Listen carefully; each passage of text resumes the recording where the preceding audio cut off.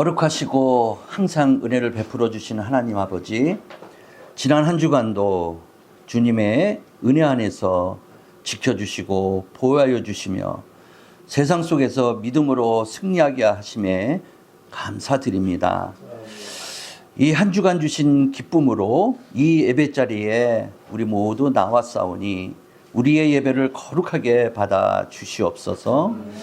이 시간 우리의 상한 심령들을 치유하여 주시고 또한 하늘의 평강이 우리의 마음과 이 성전에 임하게 하여 주시옵소서. 오늘도 부족한 종이 말씀을 배운고자 합니다. 말씀을 선포할 때마다 성진 공동체가 믿음의 확신을 이룸으로 인하여 지역을 살리고 섬기게 하기 위한 항상 기도하며 성장하는 교회가 되기를 간절히 원하오며 살아계신 예수 그리스도의 이름으로 기도드렸사옵나이다. 아멘. 자, 오늘의 말씀은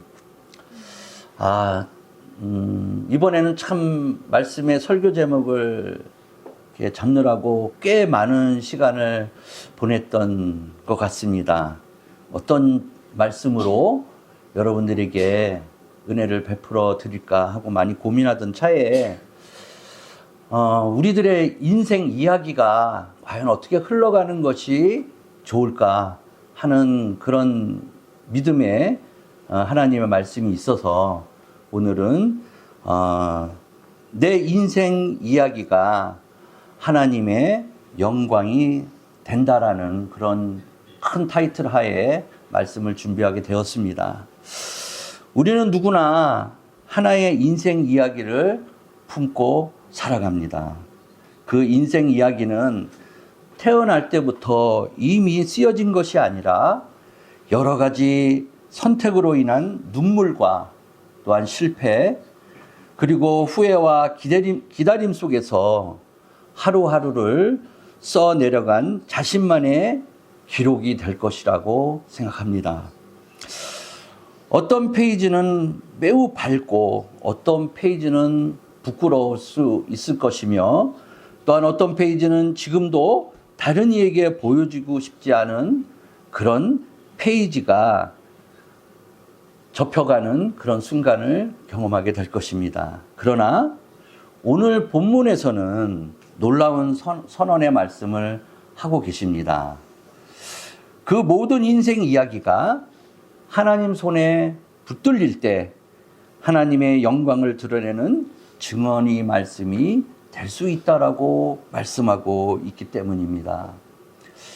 요한계시록 12장은 하늘에서의 우주적인 전쟁의 한 복판을 보여주고 있습니다.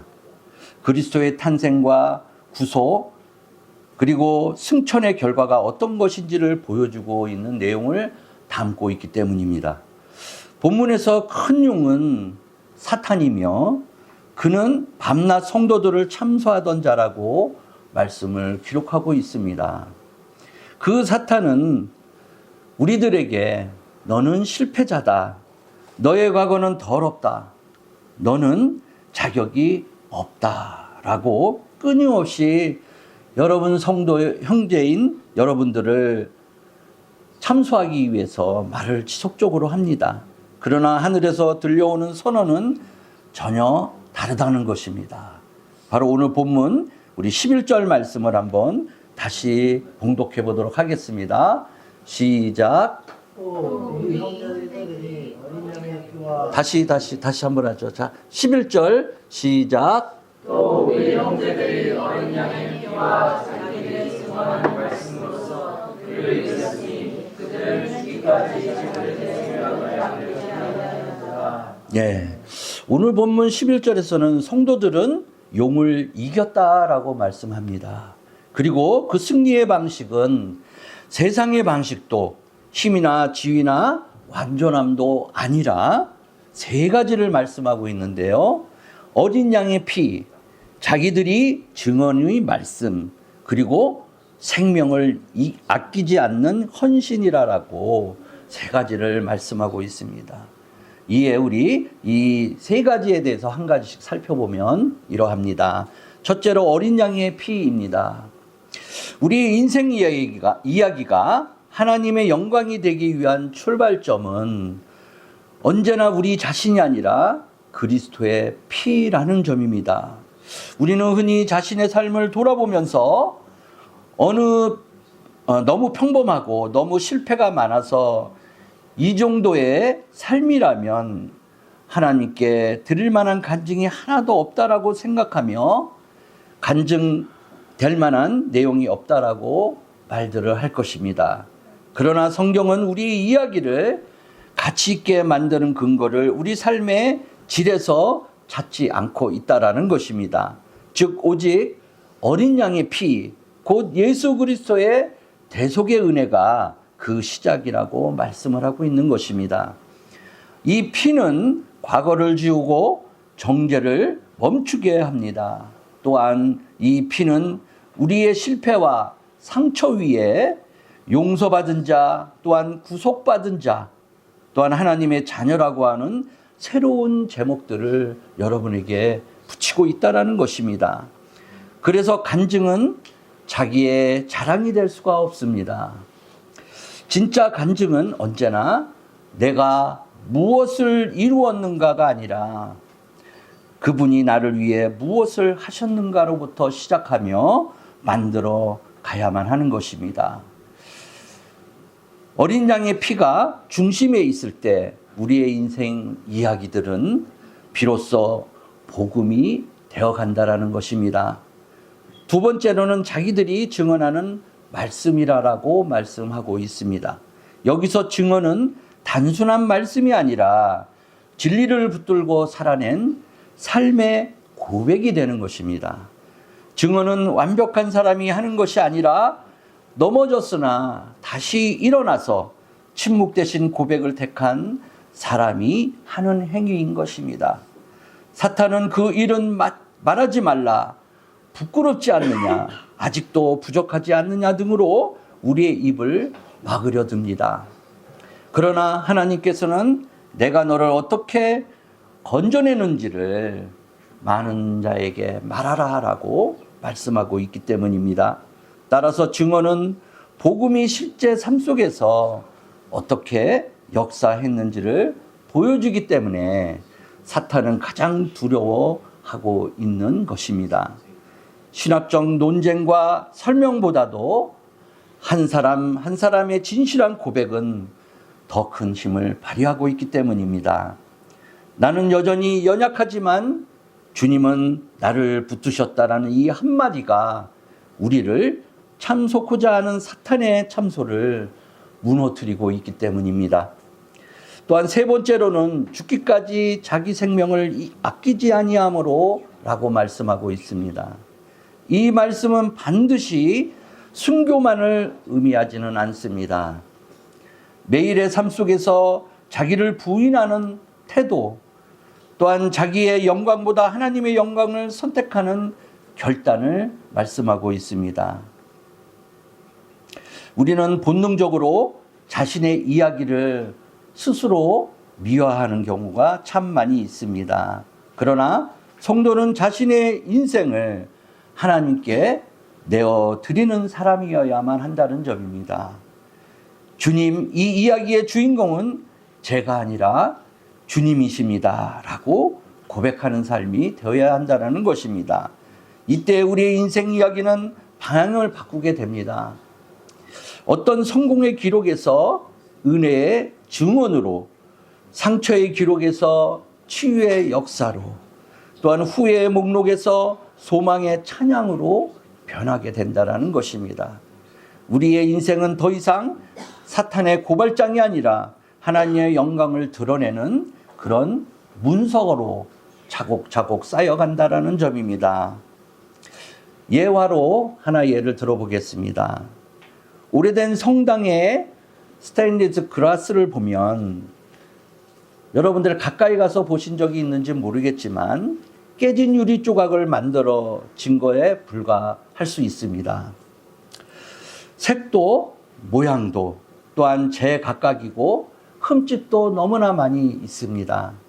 그러나 빛이 그 그라스를 통과할 때 그 조각들은 하나의 아름다운 작품을 만들어내는 것을 볼 수 있습니다. 유리 자체가 빛을 만드는 것이 아니라 그 빛이 유리를 통과할 때 비로소 전체의 아름다움을 나타내고 있기 때문입니다. 우리의 인생도 동일하지 않은가 생각해 봅니다. 우리는 깨어진 조각 같지만 그리스도의 빛이 우리를 통과할 때 하나님은 그 조각들을 아름다운 작품으로 만들어가고 계시는 것이며 자신의 영광을 드러내고 계신다라는 것입니다. 사랑하는 성진가족 여러분, 혹시 여러분의 인생 이야기가 부끄럽게 느껴질 때가 있지 않으십니까? 그리고 숨기고 싶은 장면이 너무 많지는 않으십니까? 하나님은 그 이야기를 하나도 버리지 않으신다는 것을 여러분 기억하시기를 바랍니다. 오히려 그 이야기가 전체를 만들어가는 그런 큰 제목으로 사용하게 하셔서 어린 양의 승리를 증언하게 하신다라는 것입니다. 우리의 과거는 사탄의 무기가 아니라 하나님의 은혜를 드러내는 재료가 된다라는 것을 여러분들이 알으셨으면 합니다. 결국 신앙의 목표는 좋은 이야기를 만들어가는 것이 아니라 이미 주어진 이야기를 하나님께 드리는 것입니다. 그분의 피 아래에 놓고 그분의 은혜를 말하며 그분의 영광을 위해 살아갈 때 내 인생의 이야기가 하나님의 영광이 되고 증언이 된다라는 사실이며 그를 우리는 늘 선포해야만 한다라는 것입니다. 그러므로 성도의 삶은 결코 우연의 연속이 아니라는 것이며 눈에 보이지 않는 손길이 우리의 날들을 엮어가고 계신다라는 것을 여러분이 믿으시기를 바랍니다. 우리는 종종 왜 그 길을 가야 했을까? 왜 그런 아픔이 필요했을까? 하며 뒤돌아보며 말하게 됩니다. 그러나 하나님의 시간 속에서 보면 그 모든 순간은 증언을 향해 나아가는 과정 속에 있습니다. 요한계시록에 나타난 성도들은 승리한 이후에 증언한 것이 아닙니다. 싸움 가운데서 눈물과 두려움 속에서도 증언을 했던 것이며 또 그 증언은 완성된 삶의 보고서가 아니라 은혜에 매달린 삶의 고백이었다라는 점입니다.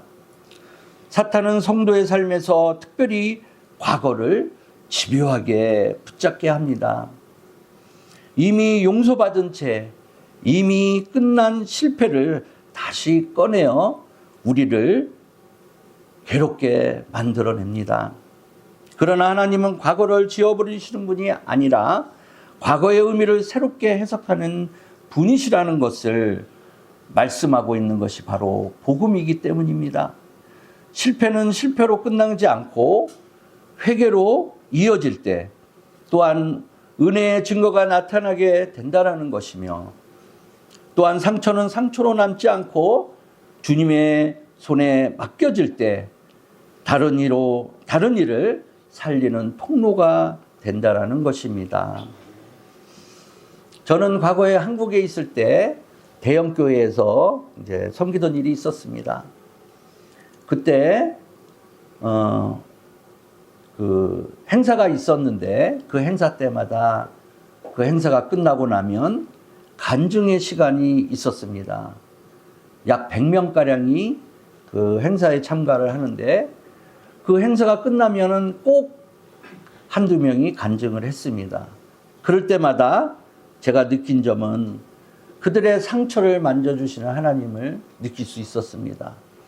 또한 상처로 끝나는 것이 아니라 하나님의 은혜가 그들의 삶 속에 깊이 내재하기 시작했다는 것을 느꼈던 그런 간증문이 있었습니다. 여기에서 중요한 것은 우리가 어떤 인생 이야기를 가지고 있느냐가 아니라 누구의 손에 맡겨지게 되었느냐 하는 것입니다. 같은 인생의 사건도 사탄의 손에 있으면 정죄의 근거가 되지만 하나님 손에 있으면 영광의 재료가 된다라는 것입니다. 그래서 성도의 간증은 어쩔 수 없었다라는 운명론이 아니라 하나님이 여기까지 인도하셨다라고 고백하는 과정인 것입니다. 또한 오늘 본문의 말씀은 증언이 개인적인 차원에 머물지 않고 있음을 보여주고 있습니다. 성도들의 증언은 교회를 살리고 다음 세대를 일으키며 세상 속에서 빛이 되기 때문입니다. 한 사람의 인생 이야기가 공동체를 일으키는 불씨가 되며 그때 주님이 나를 붙드셨다라고 하는 짧은 간증의 고백이 절망 가운데 있는 누군가에게는 생명의 문이 된다라는 것입니다. 특히 인생의 긴 시간을 걸어오던 어르신들에게는 이 말씀이 깊은 울림을 주게 될 것입니다. 이제 와서 무슨 간증이 있겠느냐라고 스스로를 낮추기나 또는 세월이 흐를수록 더 많이 말하지 않게 되는 과정을 가고 있기 때문입니다. 그러나 하나님께서는 연륜을 침묵으로 부르지 않으십니다. 오히려 오래 걸어온 믿음의 길을 증언으로 부르시고 있습니다. 젊은 날의 열정은 지나갔을지라도 오래 참음과 기다림 속에서 길러진 신앙은 그 자체로 하나님의 영광이 되어가기 때문입니다. 이 세상에서 살아가고 있는 한 하나님께서는 우리의 인생 이야기를 여전히 쓰고 계시기 때문입니다. 때로는 마침표처럼 느껴지는 그런 순간도 있을 수 있으나 하나님께서는 거기에 늘 쉼표를 찍어주고 계신다라는 것입니다. 이처럼 증언은 완결된 결말이 아니라 지금도 진행 중인 하나님의 이야기로 된다라는 것입니다. 그래서 성도는 마지막 숨을 거두는 그 순간까지 증언자이기에 말이 줄어들어도 걸음이 느려졌다 하여도 삶 자체가 하나님은 신실하셨다라고 고백하게 된다라는 것입니다. 결국 요한복음 12장 11절은 너희의 인생을 부끄러워하지 말라라는 것이며 또한 숨기려고 애쓰지 말라라는 것이며 어린 양의 피 아래에 두고 은혜로 해석하며 하나님의 영광을 함께 내어 드리라라고 말씀하고 있습니다. 그때 너의 인생 이야기는 사탄을 이기는 무기가 되고 교회를 세우는 증언이 되며 또한 하나님의 나라를 드러내는 찬양이 될 것이다라고 말씀하고 있는 것입니다. 그리고 마지막 날 우리가 서게 될 자리에서 우리의 인생 이야기 전체는 성공과 실패, 웃음과 눈물, 또한 밝은 날과 어두운 밤이 하나로 엮여져서 모든 것이 하나님의 은혜였고 모든 영광은 하나님께 올려드리게 된다라는 것입니다. 오직 이 한 문장으로 우리는 하나님께 고백하는 시간이 있을 것이라는 것입니다.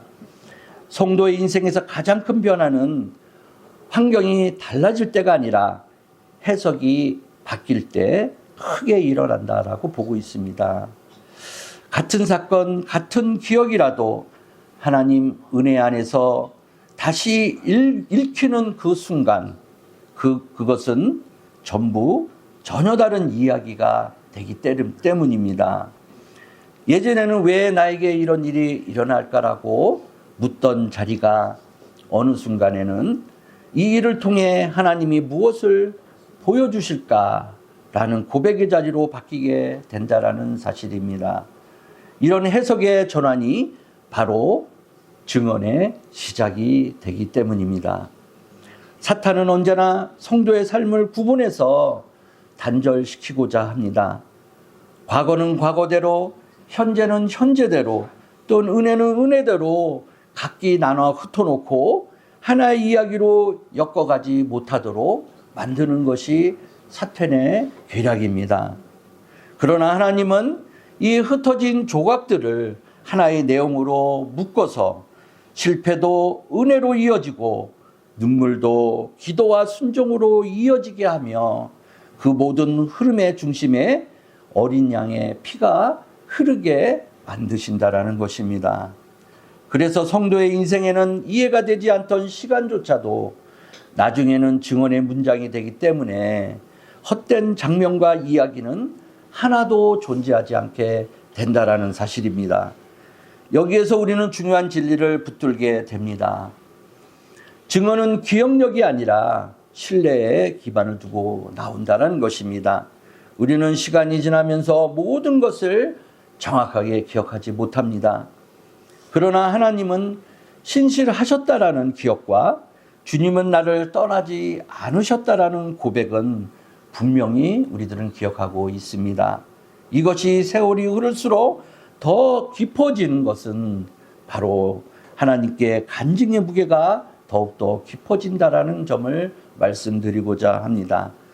또한 증언하지 않는 은혜는 개인의 위로에 머무를 수 있지만 증언되는 은혜는 공동체를 살리게 된다라는 성경의 말씀이 있습니다.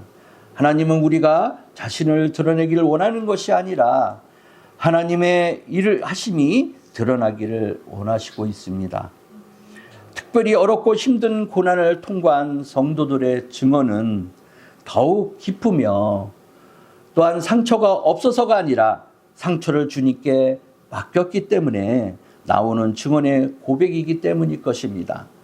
아직 다 아물지 않은 상처를 안고서도 그럼에도 불구하고 하나님은 선하셨다라고 말할 수 있을 때 그 증언은 듣는 이의 마음을 흔들게 되며 또한 이것이 감정의 과정이 아니라 신앙의 정직함을 표현할 수 있으며 이것이 곧 하나님께서 원하시는 복음이 될 수 있기 때문입니다.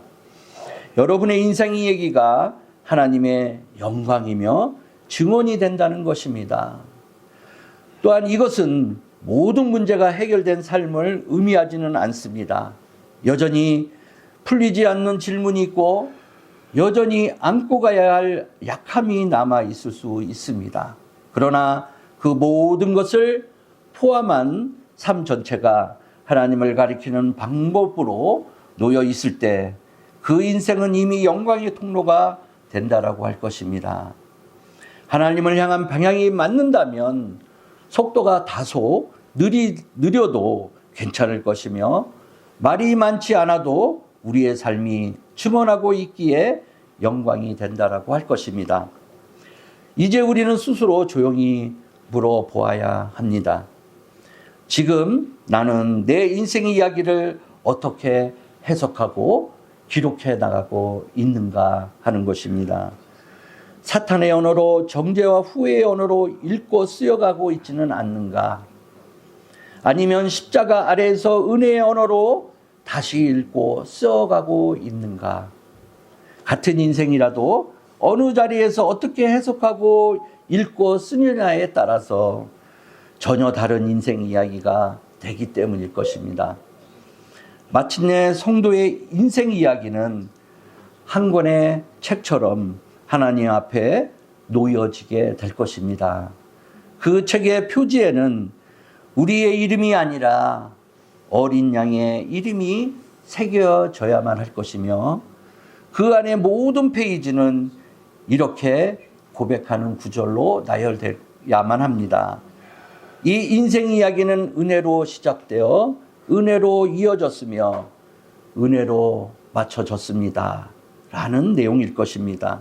사랑하는 성진가족 여러분, 오늘도 하나님께서는 여러분의 삶을 통해 자신의 영광을 쓰고 계신다는 것을 기억하시기를 바랍니다. 아직 미완성처럼 보일지라도 아직 정리되지 않은 문장들이 수없이 남아 있을지라도 두려워하지 마시기를 바랍니다. 우리 인생의 저자이신 하나님께서는 결코 이야기를 망치지 않으실 것입니다. 그분의 손에 맡겨진 인생은 반드시 증언이 되고 그 증언은 하나님의 영광이 되기 때문일 것입니다. 우리는 흔히 하나님께 드린 영광을 미래형으로 사용하곤 합니다. 조금 더 나아지면 문제가 해결되면, 어떤 상황이 정리된다면 그때 하나님을 증언하겠다라고 말을 하곤 합니다. 그러나 요한계시록 12장 11절의 말씀은 현재형의 신앙을 말씀하고 있다라는 점을 기억하셔야 합니다. 성도들은 모든 것이 끝난 뒤에 이긴 것이 아니라 싸움의 한복판에 이미 이긴 자로 살아가고 있는 것입니다. 어린 양의 피는 이미 흘려졌고, 또한 증언의 말씀은 지금도 선포되고 있으며, 또한 자기 생명을 아끼지 않는 삶은 오늘도 끝없이 많은 자들로 통해 이어져 가고 있기 때문일 것입니다. 그래서 하나님의 영광이 되는 인생 이야기는 특별한 날에만 쓰이는 것이 아닙니다. 아무도 알아주지 않는 순종의 하루, 반복되는 기도의 밤, 또한 말없이 참고 견디는 작은 선택들이 모여서 하나의 증언이 되어가며, 화려하지 않아도, 눈에 띄지 않아도 하나님 앞에서는 결코 사소한 것이 아니며, 오히려 그 조용한 신실함이 사탄을 가장 침묵하게 만들고 있다는 것을 기억하셔야 합니다. 성도에게 가장 위험한 순간은 실패의 때가 아니라 바로 침묵하고 있을 때라고 할 수 있습니다. 은혜를 경험하는데도 불구하고 말을 하지 않고 있을 때, 또한 하나님의 일하심을 알면서도 그 일하심을 숨기고 있을 때, 우리는 모르게 사탄의 논리에 동의하고 있는 것을 아닌가 생각해 보아야 합니다. 그러나 하나님께서는 우리의 언약함에까지도 포함한 정직한 증언을 기뻐하고 계시며, 완벽하지 않기 때문에 말할 수 있는 것이고, 또한 여전히 주님을 의존해야 하기에 증언할 수밖에 없다라는 사실을 하나님은 이 성경을 통해서 계속적으로 말씀하고 있다라는 점입니다. 여기에서 우리는 오늘 본문 11절 하반부의 말씀을 다시 한번 보게 됩니다. 죽기까지 자기들의 생명을 아끼지 아니하였도다 라는 말씀입니다. 이것은 순교자의 거창한 영웅담이 아니라 삶의 방향에 대한 선언이라는 것입니다. 우리의 삶이 어떤 방향으로 가야만 하는가를 말씀하고 있는 것입니다.